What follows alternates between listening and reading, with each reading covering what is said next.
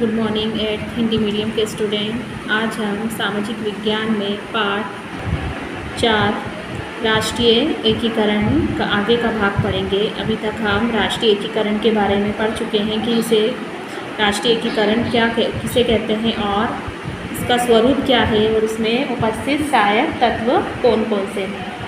अब जहाँ एक और हमने सहायक तत्वों की बात की तो कुछ ऐसे तत्व भी हैं जो इसमें बाधा उत्पन्न करते हैं, मतलब राष्ट्रीय एकीकरण में बाधक तत्व। आज हम इसके बारे में पढ़ेंगे कि राष्ट्रीय एकीकरण में कौन कौन सी बाधाएं उत्पन्न हो सकती हैं।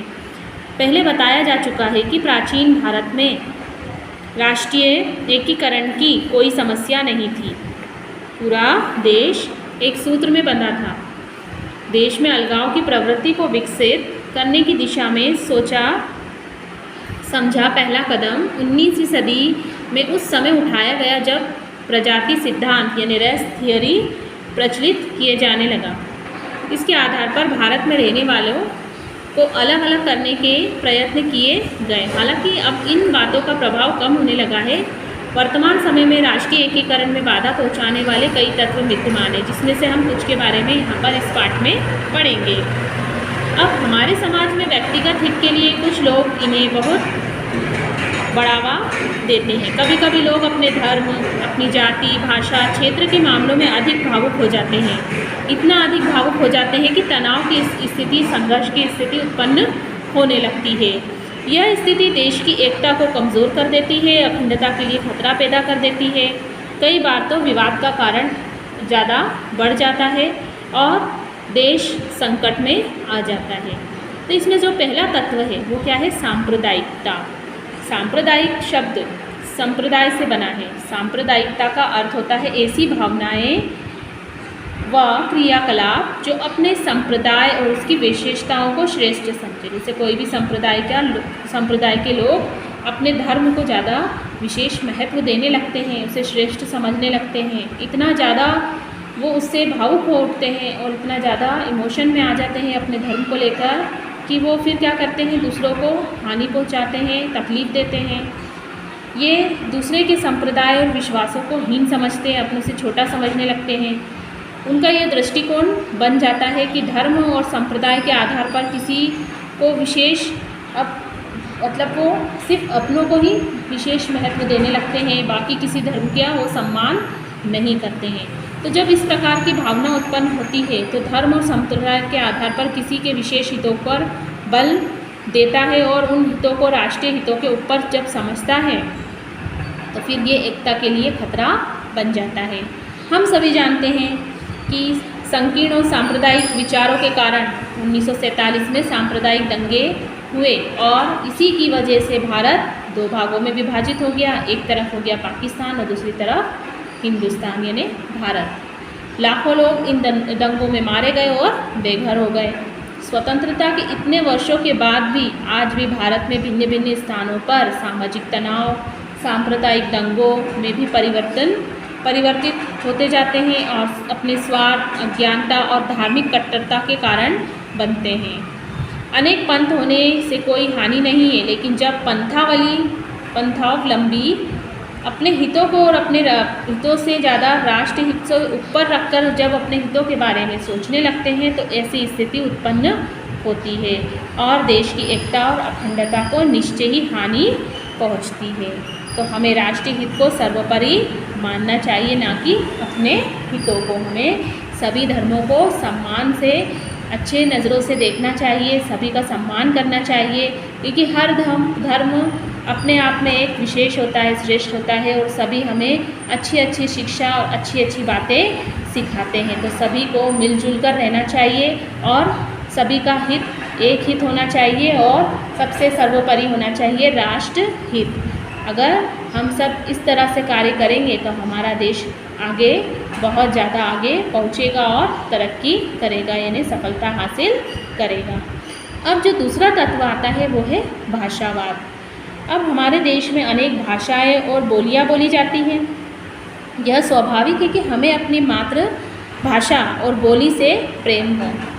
हम दैनिक क्रियाकलापों में इनका प्रयोग करते हैं। किसी क्षेत्र के अधिकांश व्यक्ति केवल अपनी मातृभाषा को ही समझ पाते हैं। कई जगह हम देखते हैं क्षेत्र विशेष में कि वो सिर्फ अपनी ही बोली बोलते हैं और अपनी ही भाषा को समझते हैं। इसलिए प्रत्येक क्षेत्रीय भाषा को संबंधित राज्य की राजभाषा के रूप में मान्यता दी जाती है। जैसे गुजरात में गुजराती बोली जाती है, बंगाल में बंगाली बोली जाती है, और नीचे जब साउथ में हम जाते हैं तो तमिलनाडु में तमिल बोली जाती है। तो वो अपने एक राज्य तक वो इससे रहती है। यह लोकतंत्र की भावना के अनुकूल भी है। मातृभाषा के माध्यम से शिक्षा देना अधिक सरल और उपयोगी होता है। किसी भी भाषा को सरकारी कार्यों और शिक्षा के माध्यम के रूप में प्रयोग करने से उस भाषा का क्या हो जाता है, विकास हो जाता है।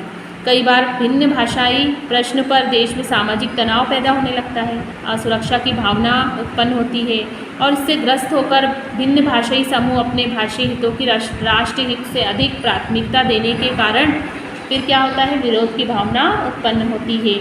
वे अपनी मातृभाषा से प्रेम और दूसरी भाषाओं के प्रति संकीर्णता और घृणा की भावना रखते हैं। इस प्रकार की प्रवृत्ति राष्ट्रीय एकता को क्या कर देती है, कमज़ोर कर देती है। हमें मातृभाषा के साथ साथ अन्य भाषाओं के प्रति भी सम्मान का भाव रखना चाहिए। हमारी मातृभाषा क्या है, हिंदी है, लेकिन दूसरी जो क्षेत्र विशेष में बोली जाने वाली भाषाएं वो भी किसी न किसी प्रकार से उस क्षेत्र तक रहती है, लेकिन हमें उनका भी क्या करना चाहिए, सम्मान करना चाहिए।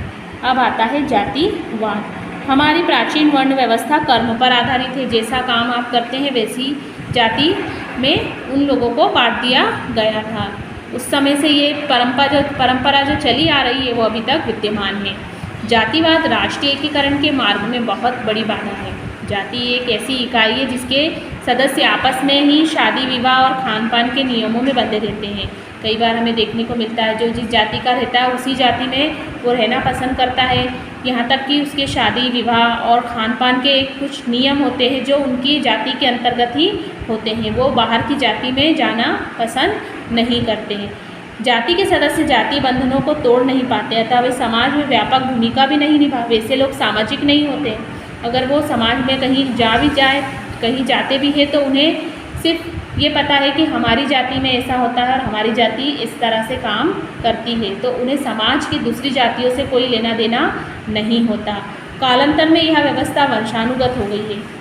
अब एक वंश, उसी वंश का व्यक्ति फिर उसी जाति में रहेगा, फिर वो आगे पीढ़ी दर पीढ़ी ये परंपरा एक रीति रिवाज जैसी चलती रहती है। जाति कर्म के स्थान पर जन्म से जोड़ दी गई है। इसमें बहुत से दोष आ गए। जब से कर्म से हटाकर इसे जन्म से जोड़ा गया है कि तुम इस वंश में तुम्हारा जन्म हुआ है तो अब इसी जाति में तुम्हें रहना ही है और इसी के बंधनों में बंधे रहना है।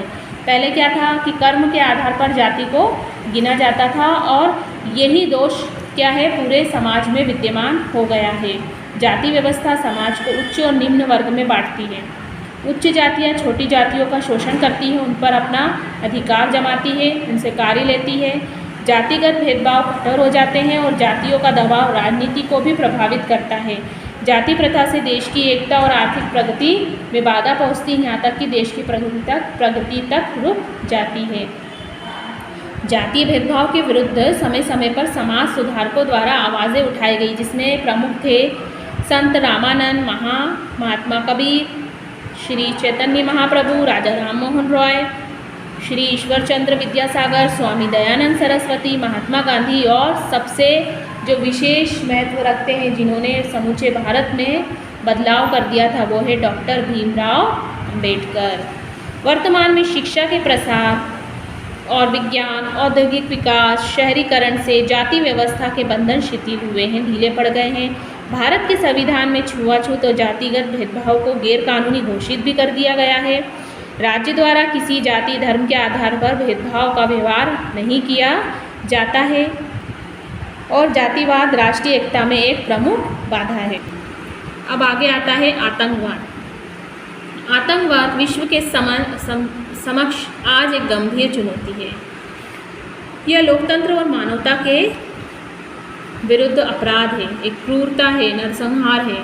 जो आतंकवादी विचारधारा के लोग क्या करते हैं, भय और आतंक के द्वारा अपने विचार दूसरों तक पहुंचाते हैं। इसके लिए वो किसी भी हद तक जा सकते हैं और ज़्यादातर हिंसा का सहारा लेते हैं। कुछ लोग धार्मिक कट्टरता के प्रेरित लोग निर्दोष व्यक्तियों को व्यक्तियों को मारने लगते हैं और उन पर शोषण करते हैं। और ये घटनाएं ये हमेशा अलगाव ही चाहते हैं और इनका उद्देश्य पूर्ति सिर्फ हिंसा पहुंचाना और दूसरों को नुकसान करना होता है। यही सब क्या कहलाता है? आतंकवाद कहलाता है। आतंकवादी हिंसा में विश्वास रखते हैं, विध्वंसात्मक कार्रवाई करते हैं और हमारे देश को भारी इससे क्षति पहुंचती है। जनता कभी न कभी उनके मत का समर्थन अगर नहीं करती है तो वो हिंसात्मक तरीके अपनाते हैं, अलोकतांत्रिक अनैतिक साधनों का प्रयोग करते हैं और धर्म की आड़ में भी वो क्या करते हैं? न्याय संगत मानकर उस कार्य को पूरा करते हैं। वर्तमान में आतंकवाद हमारी राष्ट्रीय एकता को खंडित करने का निरंतर प्रयास कर रहा है। ये किसी एक धर्म की बात नहीं है, ये धर्म विशेष के नहीं होते हैं। जरूरी नहीं कि वो उसी धर्म का हो सकता है वो बेकार हो या कोई और हो। ये कई बार पैसों को लेकर भी या पैसे लेकर भी इस प्रकार के कार्य करते हैं और आड़ किसकी लेते हैं? धर्म की आड़ लेते हैं और धर्म को बदनाम करते हैं। और ये क्या है? एक तरह से बहुत बड़ी गंभीर चुनौती है, सिर्फ भारत के लिए नहीं बल्कि पूरे विश्व के लिए। अगला आता है पृथकतावाद। क्षेत्रवाद की अति आक्रामक अवस्था पृथकतावाद कहलाती को जन्म देती है। अब देश में अलग अलग होकर अपना स्वतंत्र राज्य बनाने की मांग करना भी पृथकतावाद कहलाता है। जैसे कोई राज्य है वो क्या करता है? कुछ भाग को अलग करना चाहता है। जैसे जाति और भाषा के लोग अगर जहाँ पर अधिक है और उसी राज्य में दूसरी जाति और भाषा के मानने वाले लोग रहते हैं तो वो भी क्या करते हैं? अपने आप को पृथक करना चाहते हैं, पृथक राज्य बनाने की मांग करते हैं और इस तरह से पृथकतावाद की शुरुआत हो जाती है। दुष्परिणाम से पृथकतावाद की भावना प्रबल होने लगती है और देश की अस्थिरता रुचि रखने वाले बाहरी ताकतों द्वारा भड़काया उन्हें जाता है। और देश के अंदर रहने वाले कुछ लोग भी इसमें अपने स्वार्थ पूर्ति के लिए इस प्रकार की घटना को अंजाम देते हैं और उनकी भावनाओं का प्रयोग करते हुए हिंसात्मक तरीकों को अपनाते हैं। और ये एक प्रकार की देखा जाए तो राष्ट्रीय एकता में गंभीर चुनौती है। सामाजिक न्याय, विकेंद्रीकृत, संतुलित विकास, पृथकतावाद की भावना को समाप्त किया जा सकता है। अगर इस प्रकार के कार्य किए जाए तो हम पृथकतावाद को समाप्त भी कर सकते हैं। यहाँ तक आपको इस पाठ को पढ़ना है।